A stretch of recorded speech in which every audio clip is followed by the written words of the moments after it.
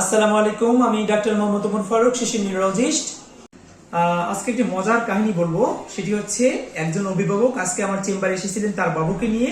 তিনি এসে বলতেছিলেন, স্যার আমার বাবু খাইতে পারতেছে না, খাবার রুচি নাই, পেটটা একটু ফুলে থাকে। স্যার আমার বাবুর জন্ডিস হয়েছে, আপনি জন্ডিসের জন্য যে যে পরীক্ষা লাগে সব কিছু দিয়ে দেন। আমি তার গায়ে হাত দিলাম, দেখলাম যে তার আসলে তার কোনো জন্ডিস হয়নি। পেশেন্ট পার্টিকে আমি বুঝালাম।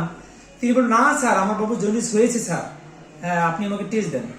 অনেক জোরাজোরি করার পরে তাকে সিরাম বিলিরুবিন করানো হলো এবং রিপোর্ট হাতে পাওয়ার পরেই দেখলাম তার আসলে serum bilirubin normal, that means তার জন্ডিস নাই।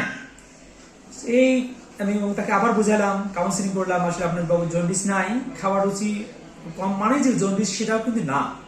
আমরা আসলে জন্ডিস যদি চোখ দেখে বুঝি, চোখটা হলুদ হবে, বাচ্চার খাবার রুচি কমে যাবে, মানে প্রস্রাবটা হলুদ হবে, হ্যাঁ।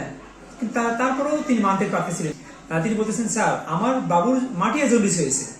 হ্যাঁ বলতেছেন, এই মানে রংপুরের ভাষায় বলতেছেন, স্যার আমার বাবুর মাটিয়া জন্ডিস হয়েছে স্যার এই জন্ডিসটা আপনি চিকিৎসা করে পাওয়ার নন, এটা আমরা কবিরাজ দেওয়া ঝাড়মো, ওই গ্রামের বড় বড় কবিরাজ আছে, ওরা সুন্দর করে মাথা দিয়ে সুন্দর করে ঝাড়ি দেয়, জন্ডিস পালায় যায় স্যার, সুন্দর করে ওরা ঝাড়ি দেয়, ওই ঝাড়া দিয়েই আমার বাবু জন্ডিস চলে যাবে, তোমরা না পারলে আমরা ওই কবিরাজ দেখাবো।